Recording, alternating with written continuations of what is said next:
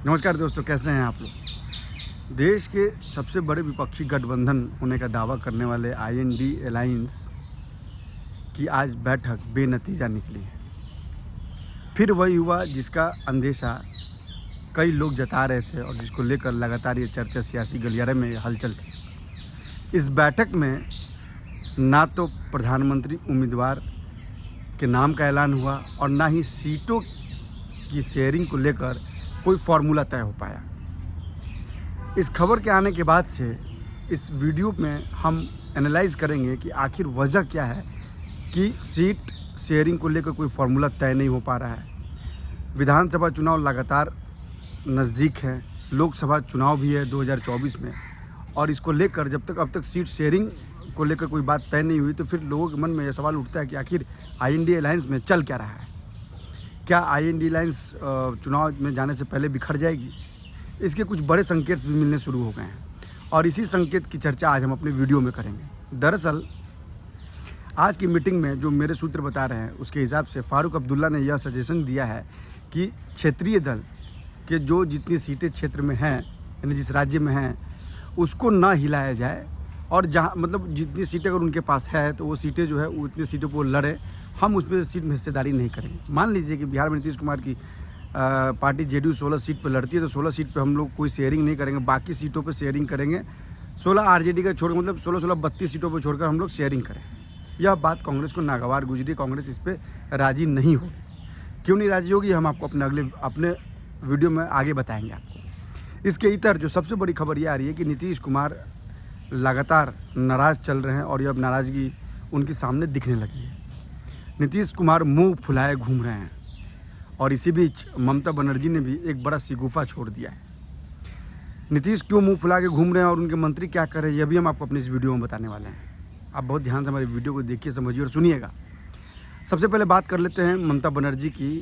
श्रीलंका के राष्ट्रपति ने दुबई एयरपोर्ट पर ममता बनर्जी से पूछा कि क्या यह आप जो है विपक्ष का नेतृत्व करने जा रही हैं। ममता बनर्जी तो पहले तो चौंक गई, लेकिन उन्होंने कहा कि अगर हमको हमारे सहयोगी साथ देते हैं और अगर ऐसा संभावना बनती है तो हम इसके लिए तैयार हैं। यानी साफ है कि ममता बनर्जी जो है वो प्रधानमंत्री की दावेदारी की बात कर रही हैं अपने आप को, और उनके पार्टी के नेता भी उनको प्रधानमंत्री के दावेदार बता रहे हैं। लिहाजा अब अलायंस के सामने सबसे बड़ी मुश्किल बात यह है कि अलायंस भले मीटिंग कर रहा है, शरद पवार के घर आज मीटिंग हुई दिल्ली में, लेकिन यह मीटिंग सिर्फ दिखाने के लिए है। निकल कुछ नहीं रहा, धाक के 3 पात हैं और निकलेगा उस दिन तब माना जाएगा जब इनके सीट शेयरिंग का फॉर्मूला तय हो जाएगा। क्योंकि सीट शेयरिंग फार्मूला को लेकर सबसे बड़ी बात यह है कि क्या पंजाब में आम आदमी पार्टी कांग्रेस के साथ चुनाव लड़ेगी, क्या सीट शेयर करेगी, 13 सीटें में से सीट शेयर करेगी। क्या आम आदमी पार्टी दिल्ली में सीट शेयर करेगी? नहीं करेगी। फिर कैसे फार्मूला तय होगा, इस पर लगातार मंथन चल रहा है। अब बात करते हैं नीतीश कुमार। नीतीश कुमार शुरू से पटना के बाद की मीटिंग से लगातार नाराज़ चल रहे हैं और अब ये नाराज़गी खुल के सामने आ रही है।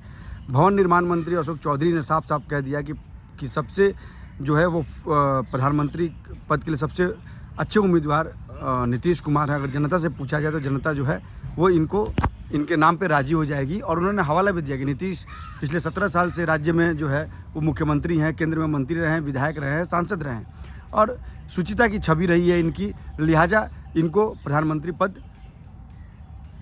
का उम्मीदवार बनाना चाहिए। और यह सिर्फ अशोक चौधरी ने नहीं कही है, ललन सिंह जो राष्ट्रीय अध्यक्ष, उन्होंने भी खुल के कहा कि नीतीश कुमार जैसा अच्छा दावेदार, प्रधानमंत्री दावेदार विपक्ष के पास नहीं है। यानी लगातार नीतीश कुमार के लिए बैटिंग शुरू है। हालांकि नीतीश कुमार लगातार मना कर रहे हैं कि वो प्रधानमंत्री के उम्मीदवार नहीं हैं और वो बनना नहीं चाहते हैं, लेकिन इतना तो तय है कि नीतीश के मन में जरूर है कि राष्ट्रीय राजनीति में अपनी एक पहचान बनाए। चूँकि राज्य की राजनीति कर चुके हैं, राष्ट्रीय राजनीति भी उन्होंने की। अटल बिहारी वाजपेयी की सरकार में वो मंत्री थे और मंत्री के रूप में उनकी छवि बहुत ही अच्छी थी।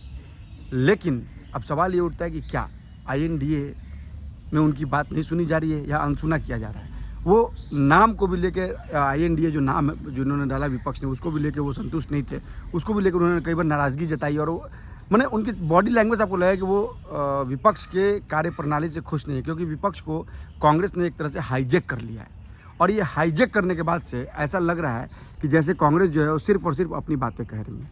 इधर कांग्रेस जो है राहुल गांधी को प्रोजेक्ट कर रही है। आप कांग्रेस के ट्विटर हैंडल पे देखिए, भले अध्यक्ष मल्लिकार्जुन खड़गे हैं लेकिन छाए हुए राहुल गांधी हैं। राहुल गांधी की भारत जोड़ो यात्रा से लेकर अब तक जो वो बड़े बड़े दावे कर अपनी छवि बनाने की बात कर रहे हैं, उसको लेकर भी कांग्रेस लगातार भुना रही है। राहुल गांधी लालू यादव के घर पे जाते हैं मटन खाने, उसकी तस्वीर को डाला जाता है, उसकी वीडियो को बनाकर डाला जाता है। मैकेनिक के पास जाते हैं, उसकी वीडियो को डाला जाता है। ड्राइवर से मिलते हैं विदेशों में, उसका वीडियो डाला जाता है। अपने घर पे हरियाणा के किसानों को बुलाते हैं, खेत रोपते हैं, उसका वीडियो डाला जाता है। यानी वो अपने आप को प्रधानमंत्री के रूप में प्रोजेक्ट कर रही है कांग्रेस राहुल गांधी को। लिहाजा ऐसे मामलों में नीतीश कुमार कहाँ फिट बैठते हैं, यह सोचने वाली बात होगी। और आपको मैं बता दूं कि जो शरद पवार के घर बैठक हुई उसमें ललन सिंह जो है वो मौजूद नहीं थे। उन्होंने कहा कि उनको डेंगू हो गई, लिहाजा वो आ नहीं पा रहे हैं, लेकिन वो लगातार मुखर हैं नीतीश कुमार को लेकर। अब सवाल ये उठता है कि क्या चुनाव से पहले इसमें बड़ा बिखराव होने वाला है, जिसके संकेत भरपूर मिल रहे हैं। हालांकि राजनीति में कुछ भी हो सकता है, कभी भी कुछ भी हो सकता है, इसलिए कुछ भी कहना बड़ा मुश्किल है। लेकिन इतना तय है कि जिस तरह से विपक्ष की मीटिंग्स हो रहे हैं और वो बेनतीजा निकल रहा है, वो दावा कर रहा है, वो सोशल मीडिया के जरिए दावा कर रहा है कि सब कुछ स्मूथ है, लेकिन वो स्मूथ नज़र आ नहीं रहा है। आप आज की बैठक में देखिए, सारे लोग फॉर्मली रूप से बैठे, कोई सीट फार्मूला पे बात नहीं हो रही, कुछ भी तय नहीं हुआ। यह समझ ही में नहीं आ रहा कि प्रधानमंत्री के दावेदार होगा किसके चेहरे को देखकर पार्टी आगे जाएगी। हालांकि मैं आपको बता दूं कि इस जो मेरा अपना अनुभव है और जो मेरी अपनी समझ, जो अपनी मेरी जानकारी है, लालू यादव इस पूरे प्रकरण को लीड करना चाहते हैं और शायद यही वजह है कि उन्होंने अपने बेटे को राष्ट्रीय स्तर पर उन्होंने लॉन्च कर दिया है। लेकिन लालू यादव के साथ मुश्किल ये है कि उनके बेटे और उनके ऊपर कभी भी आपराधिक मामले का केस जो है वो केंद्र ने परमिशन दे दिया सीबीआई को चलाने के लिए। रेलवे में नौकरी के बदले ज़मीन लेने वाला मामला जो है वो केंद्र ने सीबीआई को अनुमति दे दी है। लिहाजा इनकी मुश्किलें बढ़ सकती है और कभी भी बढ़ सकती है इनकी मुश्किलें, क्योंकि मामला फंसा हुआ है। इसके इतर अगर आप देखें तो यह जो है यह बीजेपी का जो कैंपेनिंग है, बीजेपी ने जो तय किया है कि हम कैंपेन करेंगे और एग्रेसिव कैंपेन कर रही है, यह भी बहुत मायने रखता है। इसके अलावा जो सबसे महत्वपूर्ण बात है, 16 तारीख को जो अमित शाह की रैली होगी झंझारपुर में, वो रैली बहुत ही इंपॉर्टेंट है। उस रैली के बाद से यह तय हो जाएगा कि क्या नीतीश कुमार ने अपना मन बदल लिया है, क्योंकि जिस तरह की तस्वीरें नीतीश कुमार और नरेंद्र मोदी की आई थी हंसते हुए, जितना कंफर्टेबल नीतीश कुमार थे, वो ये समझ में आ जाएगा कि इस तस्वीर के मायने क्या है। बस 2 दिन के अंदर वो सामने बात आ जाएगी। अगर गृह मंत्री अमित शाह ने सीएम सिर्फ बिहार का सीएम कहकर बहुत ज़ोरदार हमला नहीं किया, तो इसका मतलब कहीं ना कहीं नीतीश के लिए बात एनडीए में बन गई है। या 16 तारीख को इसका संकेत हम लोगों को मिल जाएगा, ये साफ हो जाएगा। लेकिन जो अब तक की जो बॉडी लैंग्वेज लग रहा है नीतीश कुमार का, वो ये लग रहा है कि वो जब से वो नरेंद्र मोदी से मिल के आए हैं, उनके बॉडी लैंग्वेज में परिवर्तन हुआ है। वो थोड़ा निश्चिंत रह रहे हैं, उनके चेहरे पर टेंशन कम दे रहा है। और प्लस जो जेडीयू के कार्यकर्ता, जो हमारे सोर्स हैं, जो हमारे सूत्र हैं, वो ये बता रहे हैं कि उनके व्यवहार में भी बड़ा लचीलापन आया है। इसके बाद आईएनडीए में जो सबसे एक विकट समस्या ये आ गई है कि नीतीश कुमार जो हैं वो मीडिया फ्रेंडली हैं, जबकि फारूक अब्दुल्ला ने मीडिया का विरोध करने की बात कही है मीटिंग में, जो नीतीश को नागवार गुजर रही है। क्योंकि नीतीश ये जानते हैं कि बड़े से बड़ा मामला भी पत्रकार जो उनसे पूछते हैं और वो उसका जवाब बड़े सहज ढंग में देते हैं। लिहाजा मीडिया से किनारा करना नीतीश के लिए बड़ा मुश्किल होगा। तो ये सब जो निर्णय आईएनडीए में लिया जा रहा है बैठकों में, यह नीतीश को कहीं ना कहीं नागवार गुजर रहा है और नीतीश इसको लेकर कोई बड़ा फैसला बहुत जल्द कर सकते हैं, ये हमारे सूत्र बता रहे हैं। इसके इतर अगर आप देखिए, अगर जिस तरह से बिहार में बीजेपी एग्रेसिव और जिस तरह से बिहार में बीजेपी रैली कर रही है, अगर वो रैली सफल, जिस तरह से वो अगर हमलावर हो गई नीतीश कुमार पे, तो आप ये मान के चलिए कि फिर नीतीश कुमार की एंट्री एनडीए में नहीं हो सकती है। क्योंकि 2022 में जब नीतीश कुमार ने एनडीए साथ छोड़ा था, तो साफ अमित शाह ने कहा था कि इनके लिए दरवाजे बंद हो गए हैं। अब अगर अमित शाह नीतीश को लेकर सॉफ्ट पड़ते हैं और जिस तरह की तस्वीरें आ रही थी प्रधानमंत्री मोदी के और नीतीश कुमार की G20 की बैठक में, इसके बाद से ये तय हो जाएगा कि जो नीतीश कुमार को लेकर बीजेपी क्या सोचती है और क्या नीतीश कुमार की वापसी एंट्री हो सकती है या नहीं हो सकती, यह भी देखने वाली बात होगी। इसके अलावा मैं बार बार कह रहा हूँ कि राजनीति में बॉडी लैंग्वेज और जो आपका बयान है वो बहुत मायने रखता है। नीतीश कुमार का बयान इस समय सॉफ्ट है। जिस समय वो G20 से वापस लौट के आए थे, उन्होंने कहा कि सब कुछ ठीक है, राष्ट्रपति के निमंत्रण पे हम लोग गए थे। लेकिन उसके बाद की जो तस्वीर आप देखिए, जो मैंने लगातार अपने वीडियो में दिखाया और जो मैं आपको बार बार कह रहा हूँ कि नीतीश का मन कभी भी बदल सकता है। ममता बनर्जी के श्रीलंका के राष्ट्रपति को दिया गया बयान यह भी बताता है कि कहीं ना कहीं आईएनडीए में खलबली है, कहीं ना कहीं आईएनडीए में लेकर विचारों को लेकर मतभेद है और यह मतभेद कहीं इतना भारी ना पड़ जाए कि ये गठबंधन जो है वो चुनाव से पहले ही जो है वो बिखर जाए, वो चुनाव से पहले ही टूट जाए। यह भी देखने वाली बात होगी।